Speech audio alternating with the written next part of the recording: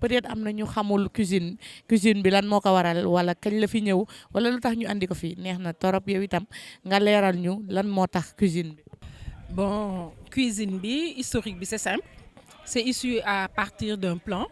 alimentaire territorial.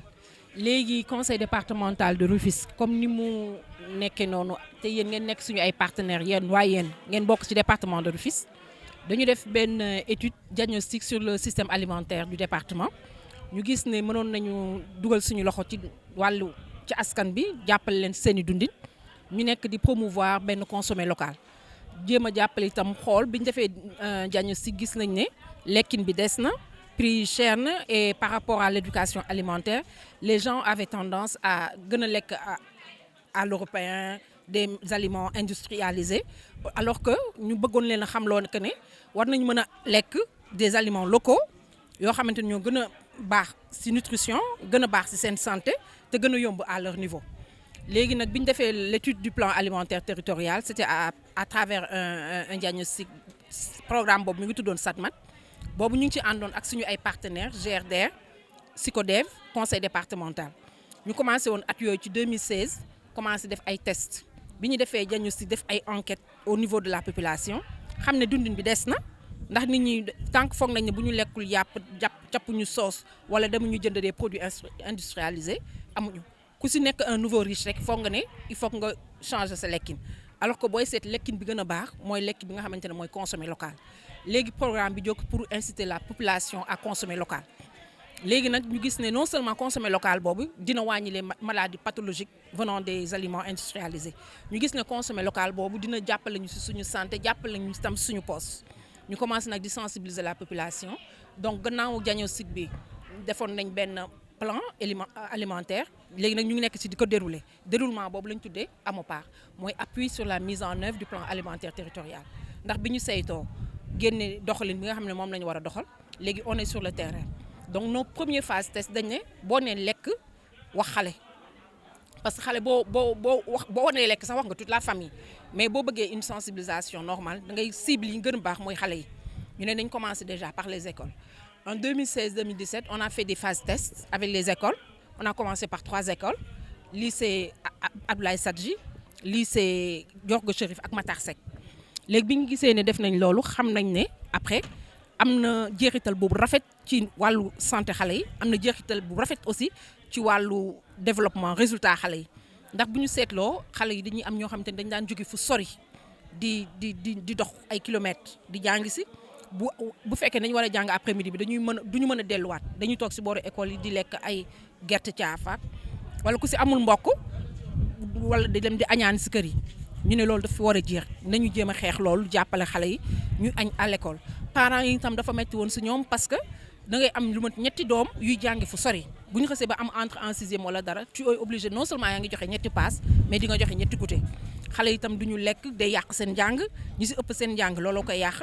donc ñu ne nag léegi nañu jéem a def suñu kéemtalaay kàttan ci cantine scolaire biñ ko essayé avec ces 3 cantines mu réussir ñu ne léegi comme dañ ko bëgg a étendre ci département bi yëpp ku mel ni góor gi ci seen maire moom dafa teel a xam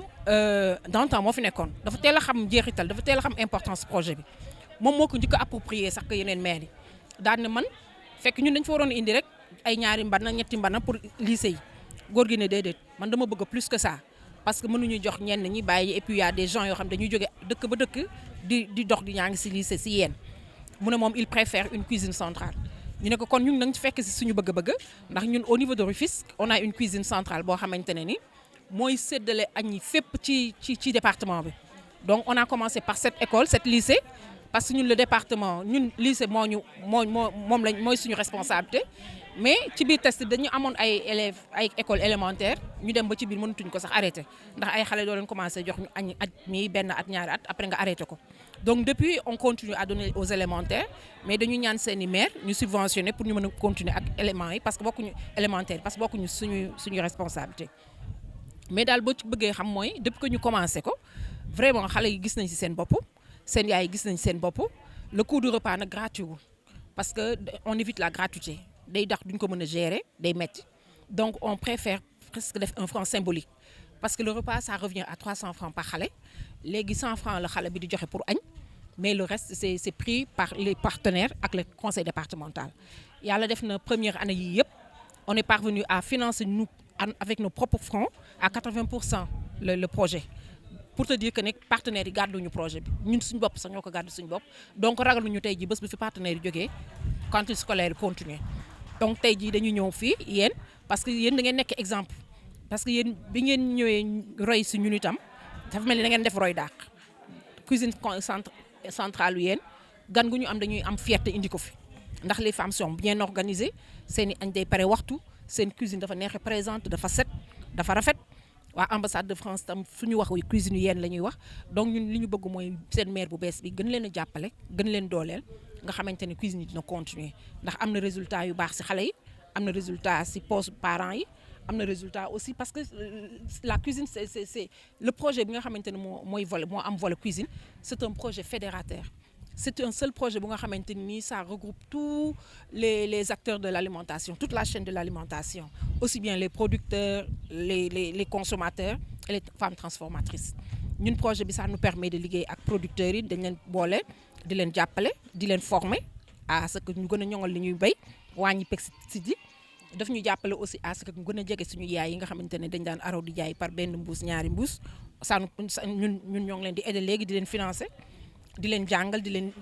leen former beaucoup plus à la transformation léegi dañ leen bëgg ñu jóge ci étape bu détail di dem ci étape grossiste dem ci étape yóbbu à l'international pas plus tard que démb dem nañ mine marché international bi nga xam ne moom Macky Sall créé on était là-bas pour défendre pour jéem a wax à ce que ñun le département nos producteurs nos éleveurs am leur place aux mines de ce fait avec les aides de nos partenaires ak ñun tam suñu initiative bopp ñu ngi jàppale vraiment toute la chaîne de l'alimentation et que léegi ça nous permettra au moins de xam li ñuy lekk xam fi ñu koy jëndee xam ni ñu koy defaree que de manger des aliments transformés yoo xamante ne ça ne reflète day indi que des pathologies yu nga xamante ne ni ci lekk rek feebar yoo xamante ne lekk mbor moo koy indi.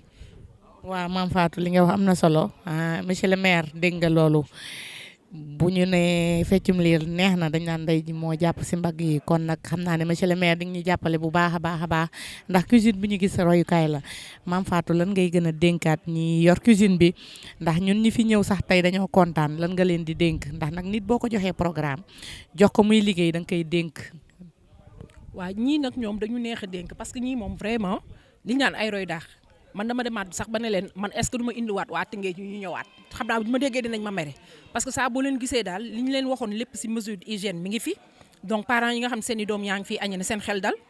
tax itam ay jigéen ñu am jom ñoo fi ne ñu am fulu ñu am fayda ñuy jóg fajar boo leen gisee heure bu ñu leen waxee heure yi ñuy ñëw pour que añi pare à 11h nga xamante ne ñii ay jigéen ñu brave lañ xanaa di leen gën a wax ne ñu jàpp ba mu dëgër rek ndax ku leen gis da nga foog ne am nañ fi lu ne mais ñi ci ëpp ay volontaire lañ wala liñ ciy am as tuut lay doon donc ñoom ñoo volontaire u jàpp si maire bi fi nekkoon tam jàpp na si trop maire bi fi nekk nii moom lay gën a dénku nekk nu gën a jàpp affaire bi mettiwul de day paraître lu colossal rek mais bu ci ñëpp a defee seen loxo rek day gën a baax incha allah.